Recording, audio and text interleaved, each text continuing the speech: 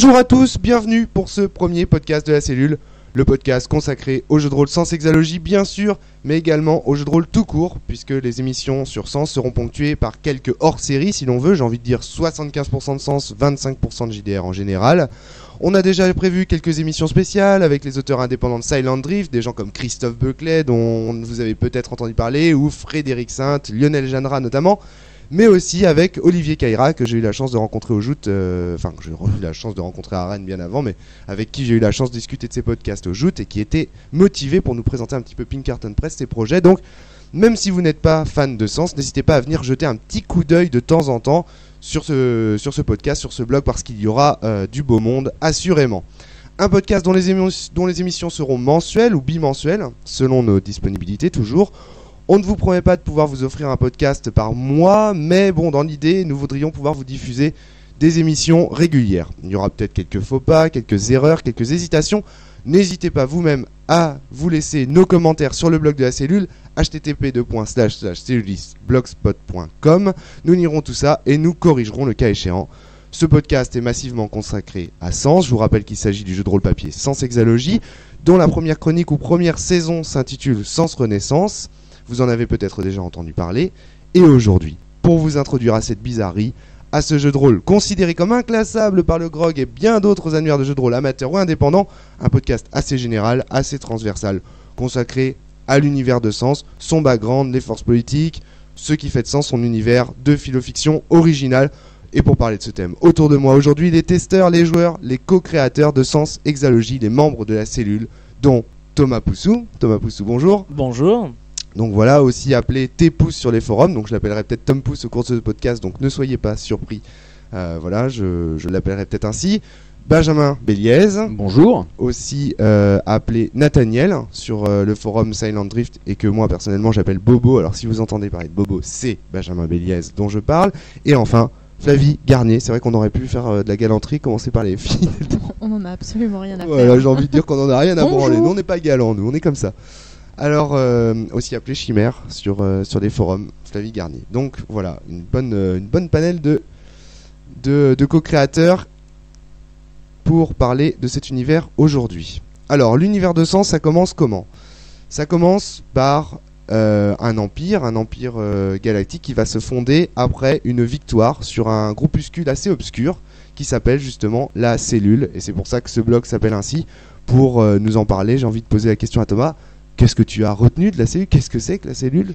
Ignos première, c'est la première impératrice. On sait qu'elle a vaincu la cellule à un moment donné, mais dans le jeu finalement, qu'est-ce qu'on sait de la cellule ? À peu près. Alors, qu'est-ce qu'on sait de la cellule ? Donc la première chose, comme tu nous l'as rappelé, elle fut vaincue donc par Ignos Ier, première dirigeante du groupuscule actuel. L'Omicron. L'unité impériale. Voilà, l'unité impériale du FDSS. Fédération du système solaire. Voilà. Mais on sait peu de choses. Malheureusement, suite à la prise du pouvoir d'Ignos Ier, beaucoup d'informations ont été perdues sur la cellule. Et c'est un peu un brouillard du monde. Une chose qui est d'ailleurs beaucoup développée au sein de l'univers. Ouais, c'est en fait une quête un peu centrale, quoi. Autant on va découvrir l'Empire vraiment de fond en comble dans l'univers, et puis la cellule, ça va rester le truc en trame de fond. De temps en temps, on apprendra quelques petites choses, mais on saura jamais vraiment ce que c'est, en tout cas au début. Voilà. En tout cas, effectivement, dans Sens Rebirth, c'est pas le point le plus axial. Ce qui peut se comprendre. Les joueurs ont surtout tendance à essayer de sauver la Terre. Alors pour Sens Renaissance, c'est clairement le but. C'est quand même une sorte de fil rouge dans le jeu, même dans Sens Renaissance. À chaque fois qu'on a des petites informations sur ce passé, on est très content quand même. Oui, c'est vrai que j'ai eu de nombreux retours là-dessus. On attend beaucoup de réponses sur ce groupe. Mais qu'est-ce qu'on sait de ce groupe en fait, des Sens Renaissance, Thomas ? Des Sens Renaissance sur la cellule ? Ouais. Donc tout dépend des joueurs s'ils ont connu Sens via les conventions. Ils ont connu le fameux scénar de Blue Sky. Ouais, Blue Sky. Voilà. Et ce qu'on sait sur la cellule, c'est que c'est un groupe d'hommes et de femmes qui ont l'air d'avoir des tendances scientifiques. Ouais, c'est des scientistes. Voilà. Scientistes, ouais. Voilà. Qui, on ne sait pas trop leur but. recherche peut-être sauver l'humanité, d'évolution. Ce qu'on sait en tout cas, c'est que l'Omicron semble les... Parce que tous les livres qu'on a sur eux, ce sont des livres qui ont été écrits par l'Omicron, donc l'Empire d'Ignos Première. Et ce qu'on sait, c'est que l'Omicron en fait des descriptions plutôt négatives, quoi. Ils sont vus comme des espèces de nazis qui font des expériences... Tout à fait. Mais le souci, c'est que la base de données de la résistance a beaucoup de trous sur la cellule. Ouais. Et puis surtout, je pense qu'il y a un petit manque d'objectivité vis-à-vis de ce groupe. Enfin, en tout cas, une chose est sûre, ce groupe a été vaincu par Ignos Première, et là va commencer l'Empire Galactique d'Ignos Première. Durant 500 ans, tout va bien se passer, et puis là, ils vont faire une découverte sur Mars. Il y a un archéologue qui s'appelle Hoffman, qui va faire la découverte d'étranges artefacts qui ont appartenu à la civilisation Setantra. Et là, je me tourne naturellement vers le créateur de la civilisation Setantra, parce que c'est lui qui, en grande partie, a inventé ce concept, Benjamin. Oui. Bah oui, je te rappelle quand même que c'est avec toi qu'on en a discuté la première fois, souviens-toi, et qu'on s'est dit, oh, ça pourrait être cool de faire une espèce de planète avec des créatures assez étranges. Et puis toi, tu as appelé ça Cache les Setantra, quoi. Le nom te revient, au final. Il y a un copyright, là. Ouais, j'ai toujours rien touché pour l'instant, mais bon... Vu que tu fais les téléchargements gratuitement sur PDF, bon, je pense que c'est pas tout de suite que ça me paye une voiture, mais... Non, clairement pas. Je crois pas que c'est parti pour ça, en tout cas. Alors, donc, qu'est-ce que tu peux nous dire de cette civilisation Setantra ? Donc, c'est une civilisation très ancienne qui a vécu sur Mars et qui a laissé derrière elle, quand elle s'est éteinte, ces fameux artefacts retrouvés par Hoffman, que sont les runes de Dieu. Et qui vont être à l'origine de la création de Cosmo et Rebirth et de la détermination que veut imposer Myphos et qu'impose Myphos dès le départ dans l'univers de Renaissance. Donc là on est en 520 au calendrier standard d'Ignos, c'est-à-dire que l'an 0 c'est la date où Ignos est devenue impératrice, c'est-à-dire 500 ans de passé. Et là, tu me parles de Myphos Quadria, tu nous parles de Myphos Quadria, c'est qui ça, Myphos Quadria ? Alors, Myphos Quadria, on va dire que c'est le grand méchant de l'univers de Sens, un scientifique martien devenu on va dire l'empereur, même si il n'a pas ce titre-là, c'est le dauphin, mais il est tellement prépondérant que on peut considérer que c'est l'empereur de cet univers. Et donc lui a utilisé ces runes, a découvert que ces runes renfermaient des informations qui permettaient de décrire le monde à l'aide de faits. À l'aide de faits, voilà. Ok. Alors donc ces runes, proviennent de la civilisation de Setantra, et donc la civilisation Setantra, au final. Et donc, à l'instar de la cellule, au départ du jeu, la civilisation Setantra, on n'en sait pas énormément. Ça va être une des quêtes des bugs. Je crois quand même qu'on sait que ils ont des sens différents des humains. Oui, mais dans la base, il n'y a pas énormément de choses. T'as rien précisé dans la base. T'as juste dit, il me semble. Je crois qu'ils ont juste. Qu'ils avaient juste, il semblerait, des sens un peu différents des nôtres et que c'était une ancienne civilisation, presque un mythe. Donc, je crois que dans le guide d'initiation, il y a quand même des données, il y a des informations. On sait que les Setantra ont des sens différents qui leur permettent de rentrer en contact avec un espèce de dieu qui leur délivre les runes de Dieu. Donc, enfin, en tout cas, c'est une civilisation extraterrestre, clairement. Elle n'est pas humaine, elle ne possède pas des sens. Elle aurait disparu sur Mars. Elle laisse l'héritage de ces runes à cet empire et à ce Myphos, justement, qui lui essaye de décrire les faits. Enfin, va décrypter les faits à l'intérieur des runes, mais il n'est pas seul pour décrypter les faits. Il y a un autre personnage. Alors, effectivement, un autre personnage central qui sera Soren Solipsis, okay. qui va mener toutes les actions de la résistance, qui était donc une scientifique, tout comme Myphos, d'ailleurs, qui était au départ proches. Ils étaient ils sont carrément amis, ennemis, quoi. Enfin. Et qui, elle, va se dresser contre ce plan de création de ces ordinateurs Cosmo et Rebirth qui utilisent les informations des runes pour imposer la détermination que Myphos veut mettre en place. Donc elle, c'est le pendant opposé de Myphos, dans cet univers. Parce que là, en fait, c'est en fait au moment où les runes sont découvertes, il va y avoir d'un côté Miphos qui va dire oui, les runes vont permettre aux humains de tout connaître, et de l'autre Solipsis qui va dire ouais, mais attention, est-ce que les humains sont prêts à tout connaître, est-ce qu'il n'y a pas des zones d'ombre qu'il faut garder, etc. Flavie, Il est des choses qu'il vaut mieux ne pas savoir. Qu'est-ce qu'on a entendu cette la phrase fameuse phrase prononcée par Solipsis, un bon ressort narratif pour éviter d'en dire plus à vos PJ, c'est parfait ça. Pour bien frustrer les gens à la table. Pour bien frustrer les résistants qui, un peu fâchés, désireraient en savoir trop dès le début. Donc voilà, c'est ça. Donc il y a ce débat. Alors quelle est grosso modo la position de chaque personnage? Est-ce qu'on peut la détailler un petit peu plus, peut-être? Non, Bobo. C'est-à-dire le personnage de Solipsis. Quels sont ses propos? Est-ce que vous avez un peu plus Ce que Solipsis veut surtout Thomas montrer, c'est que l'homme peut vivre que par ses propres expériences.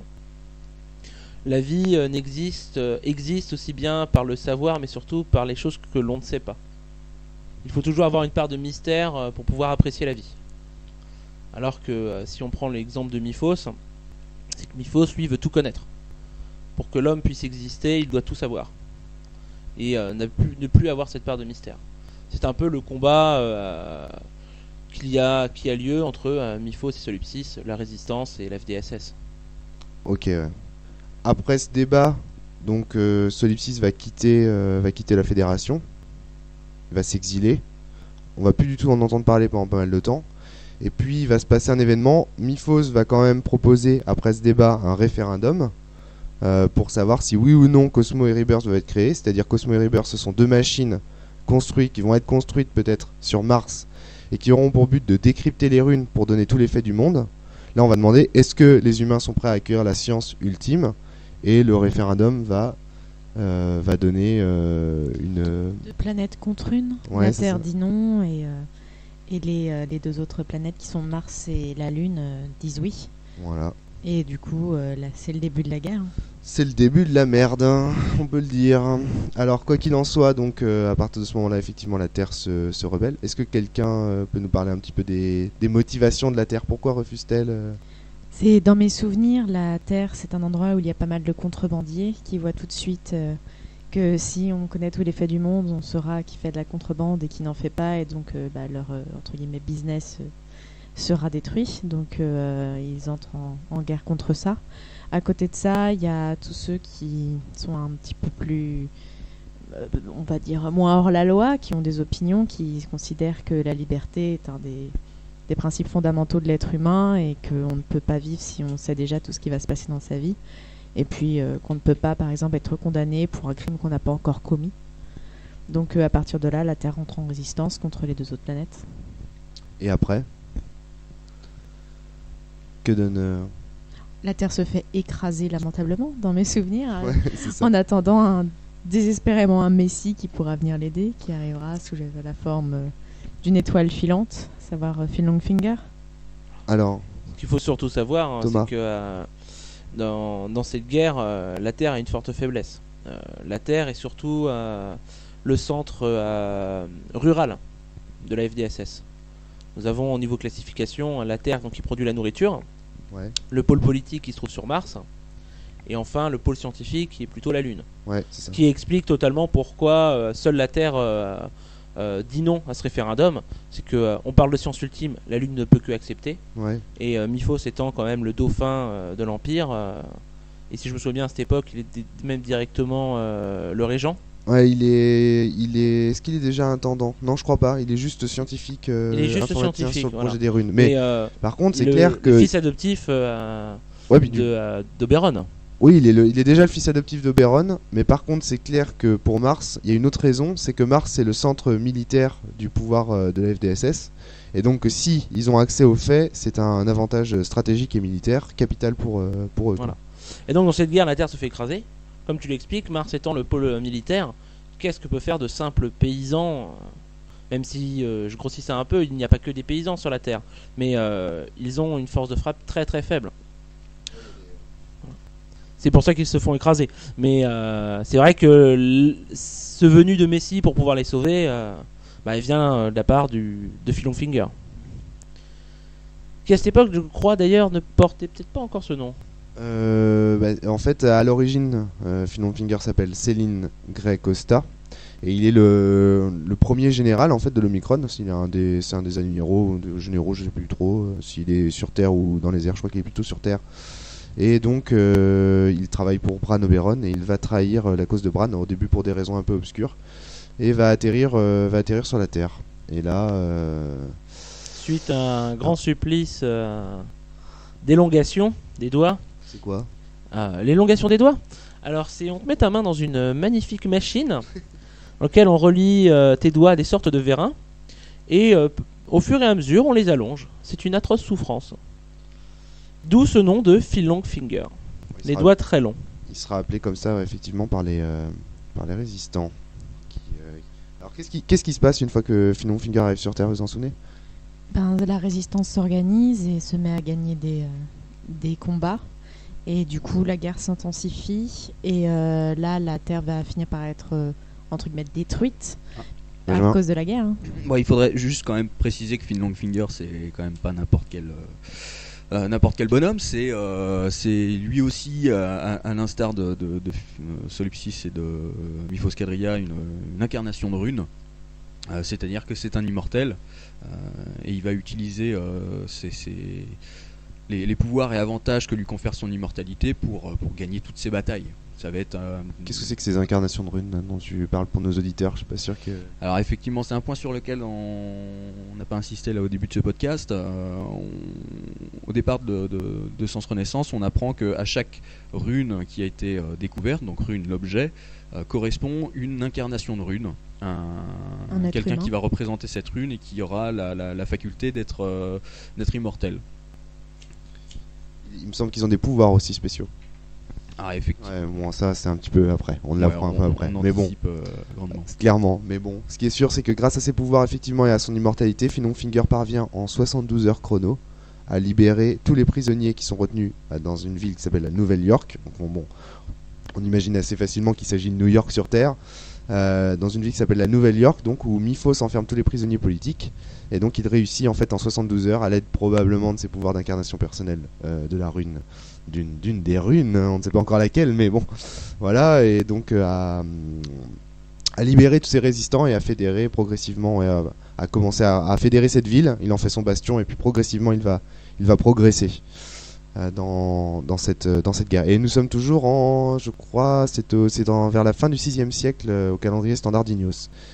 Et là, on va faire un grand bond dans le temps, puisqu'il y a 500 ans de longue guerre. Alors, est-ce que quelqu'un autour de cette table a...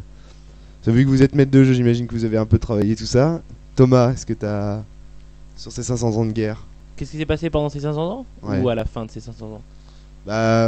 Pendant ces 500 ans, parce qu'en fait, on n'a aucune information dans la base. Aucune information sur ce qui s'est passé pendant les 500 ans.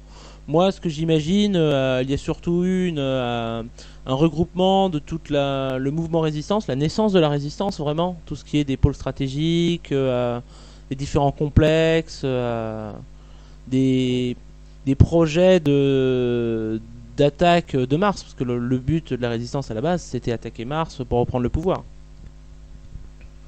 Et ouais, donc on imagine que Filonfinger, suite à sa torture, cette élongation là dont tu parlais, a probablement un désir certain de vengeance.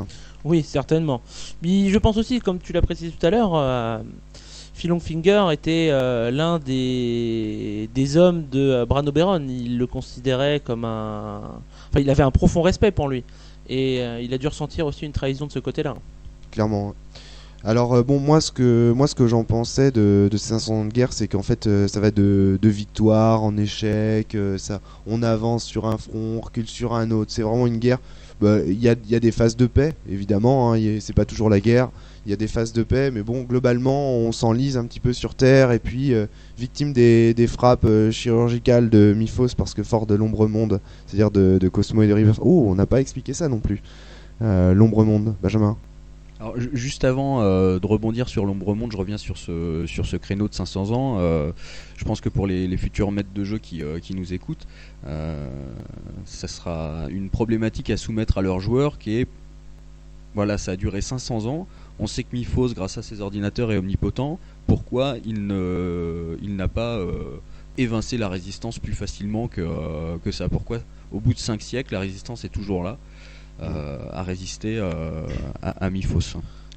Alors, est-ce qu'on peut parler un petit peu de l'ombre monde quand même parce que dans les machines Cosmo et Rebirth, il y a un monde qui est en création. Oui. Donc, En fait, quand Miphos assemble les runes pour en tirer des informations, il se rend compte que ça génère donc ce qu'il va appeler un ombre monde, un monde virtuel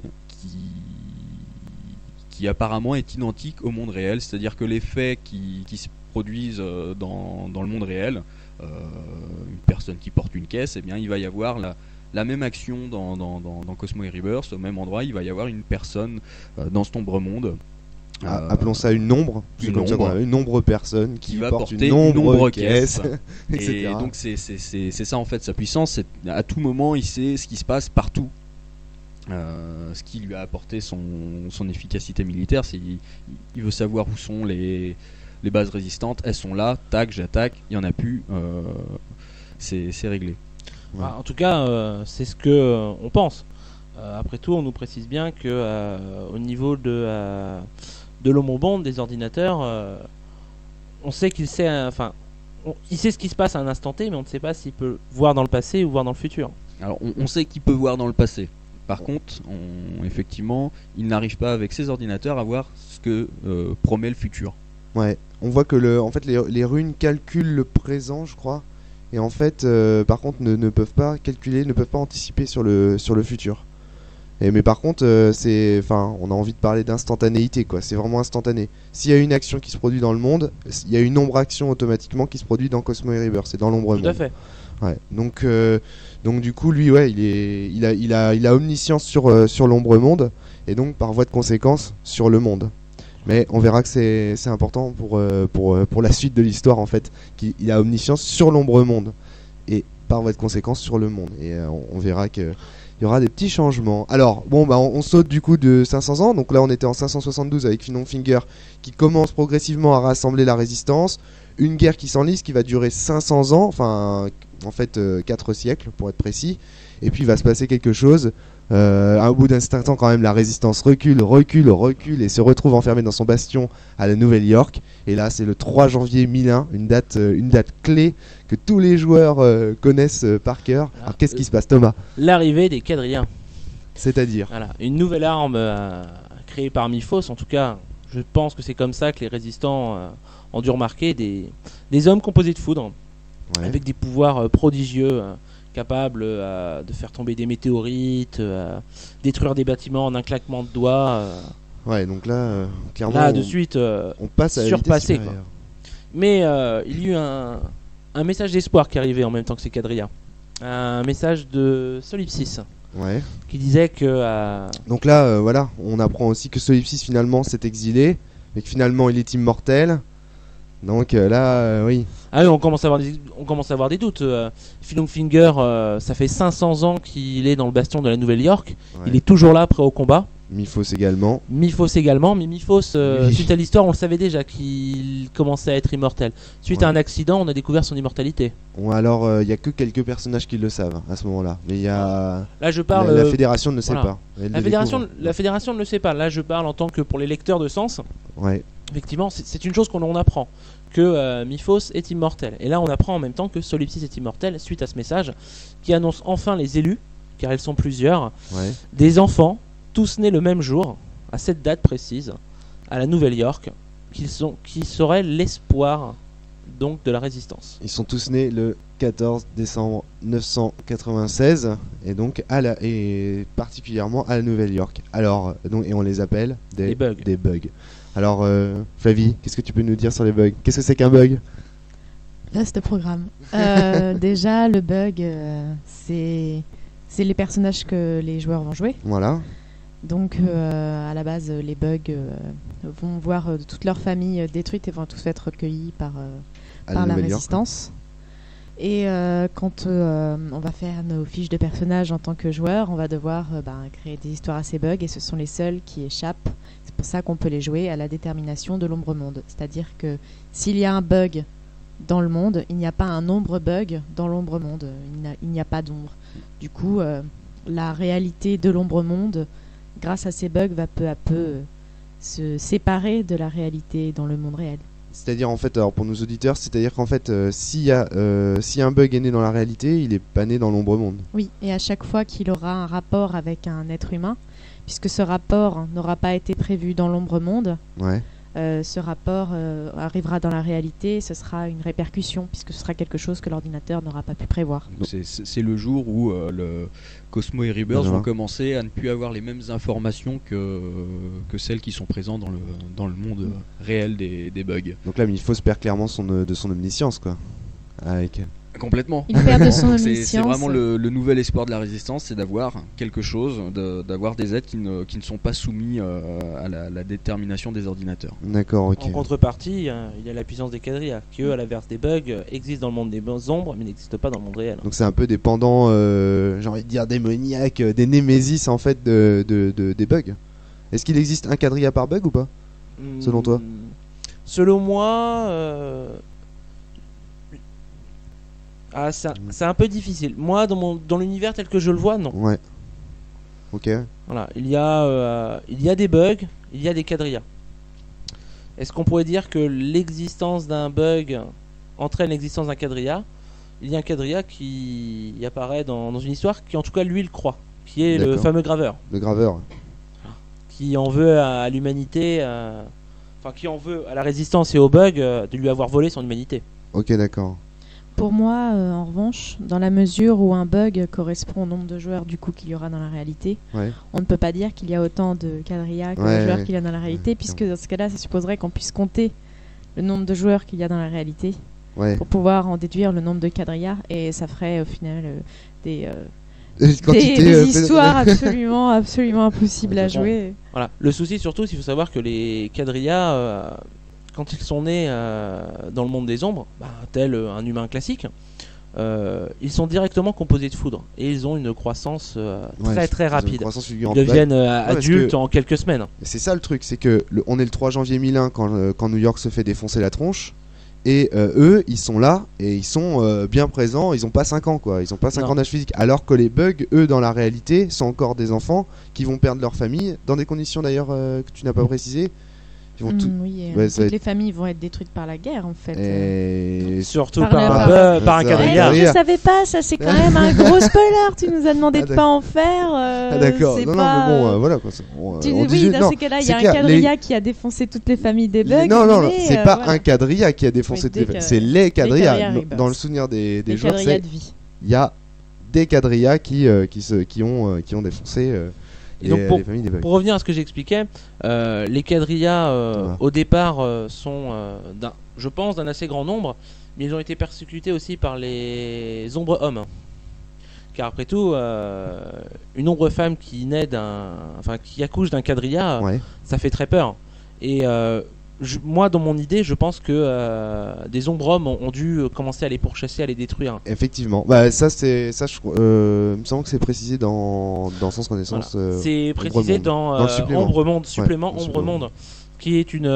Dans les scénars de la base, on ne développe pas trop le monde des ombres, mais ce supplément apporte une bonne explication de ce monde et un peu qu'est-ce que sont les quadrillas. Ouais, il était assez indispensable en fait. Clairement. Effectivement.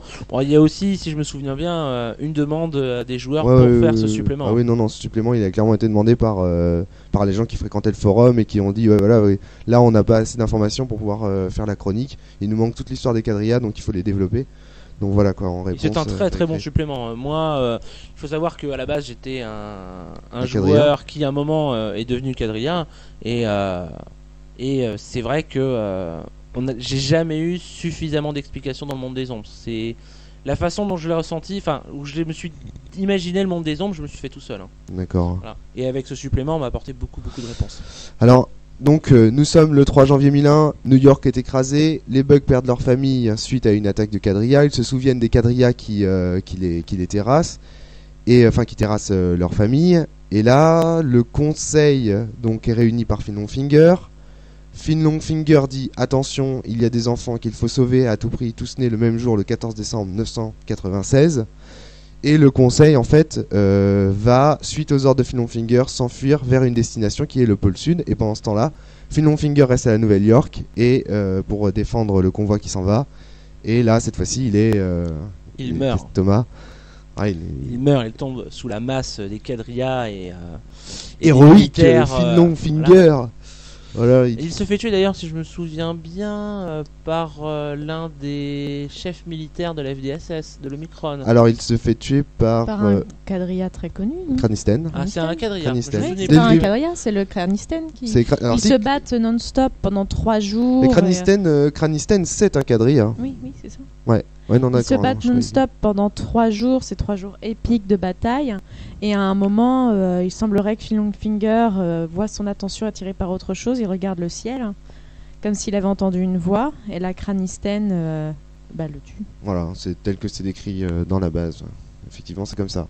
Donc ensuite, comme quoi, on a beau être immortel et on se fait quand même buter comme une vieille merde. Alors ouais, c'est ça qu'il faut préciser aussi, c'est que les runes sont immortelles. C'est-à-dire qu'elles ont une longévité infinie. Elles ne connaissent pas la maladie a priori, mais par contre elles sont mortelles par des attaques physiques, quoi. En fait, elles sont pas indestructibles. Voilà, c'est ça. Très bien. Donc là, le convoi s'en va vers le pôle sud. Et qu'est-ce qui va se passer une fois dans le pôle sud, Benjamin? Là, on fait découvrir à la résistance qu'une grande base de repli avait été préparée.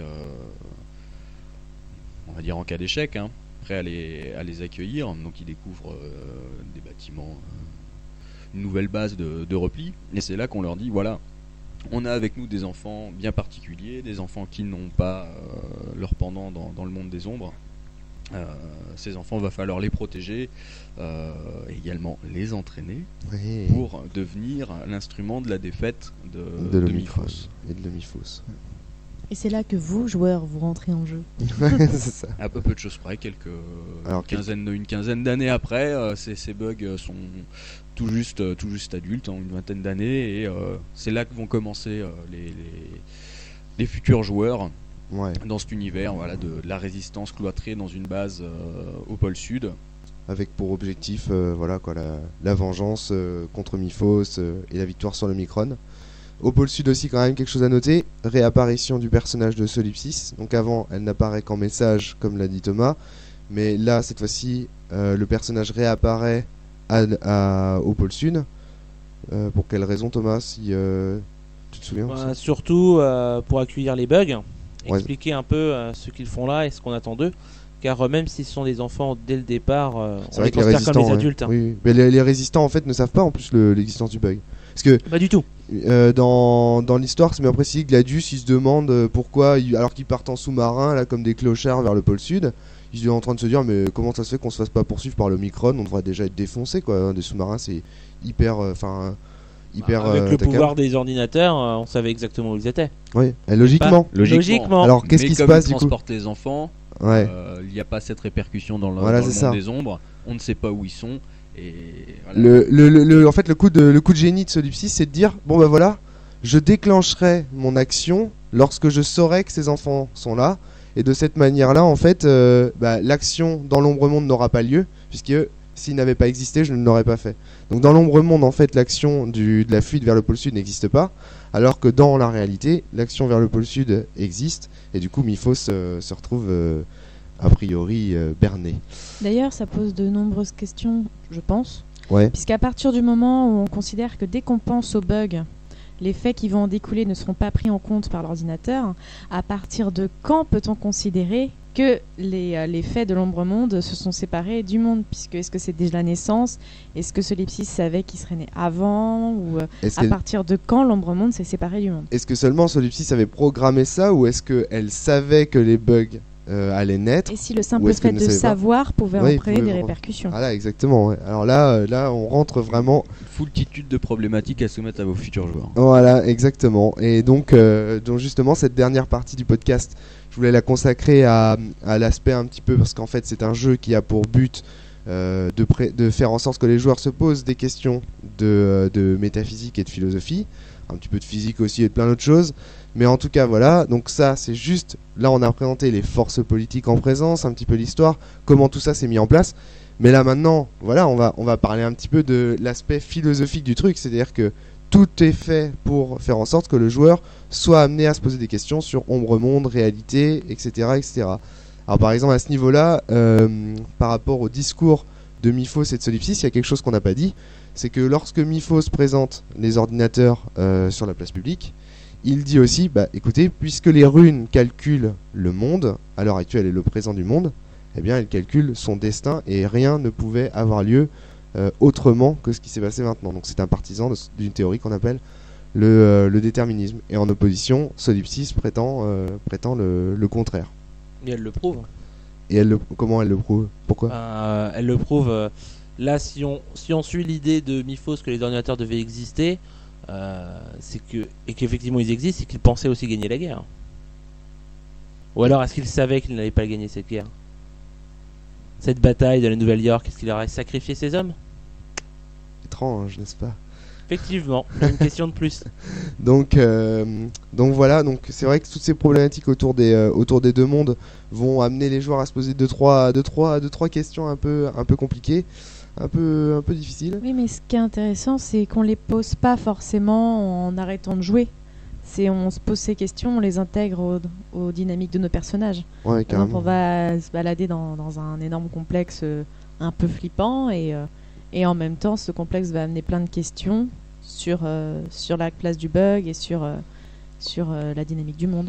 Ouais, il y a beaucoup de questions qui se posent en jeu, carrément. Mais bon, après, quand même, si on regarde un petit peu les retours que j'ai eu des tables, il y a beaucoup de gens qui disent quand même que les meilleures conversations qu'on a sur l'univers de Sens, elles sont en dehors des parties, quoi. Est-ce que le jeu s'arrête quand on est en dehors de la partie? Ça fait partie d'une des questions du jeu. Ça fait partie d'une des questions du jeu.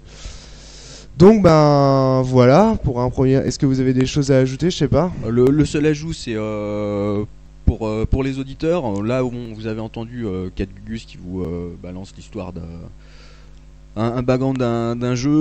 Donc s'il y a des choses qui vous paraissent confuses ou quoi que ce soit, la chronologie complète de toute l'introduction au jeu est disponible dans le PDF Sens Renaissance. Ouais. Donc à lire à tête reposée pour à la fin du PDF. Ouais, pour se refaire toute l'histoire. Ouais, tranquillement. Parce que ouais, voilà. Ouais. Et puis on n'a pas parlé de tout d'ailleurs. Je viens de penser à ça. On a oublié de parler des fameuses réplioïdes qui sont les philonites surtout. Ouais, de la philonite, ouais. Alors qu'est-ce que tu peux nous en dire, Thomas, avant de clore ce podcast? Donc avant de clore ce podcast, ce que je pourrais dire sur la philonite. La philonite est un matériau qui ne réagit qu'à la présence des bugs. Ouais. D'ailleurs, ce qui a permis de retrouver ses enfants. C'est-à-dire, je comprends pas. Et ben, les enfants, Solipsis a dit effectivement que ces enfants étaient nés tous le même jour dans certaines villes, mais il fallait bien peut-être un moyen pour savoir si l'enfant en question était un bug ou pas. Exact, et la philonite ne réagit qu'à la présence des bugs. Alors qu'est-ce que tu entends par réagir?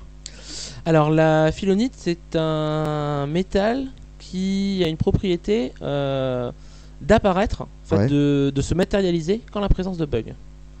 Donc dans l'histoire, certains membres de la résistance, quand ils sont partis rechercher ces fameux enfants bugs, Ouais. on leur a confié une boîte. Dans cette boîte, il n'y avait rien du tout. On leur a dit que le jour où ils trouveraient un bug, quelque chose apparaîtrait. D'accord. Et une fois qu'ils sont tombés en face aux présences d'un de ces enfants bugs, effectivement, une rose de métal est apparue à l'intérieur de cette boîte. Pourquoi une rose de métal? On sait pas encore. C'est une rose de métal. Une rose de métal, pourquoi pas? Pourquoi pas une rose? Je sais pas. Les enfants naissent dans les roses. Après tout, c'est pas si étonnant vu qui c'est qui leur a confié ces boîtes. Ouais. L'esthétisme du jeu. Ouais, on va dire ça comme ça. On en apprendra plus après. Et donc que va devenir ce métal liquide après?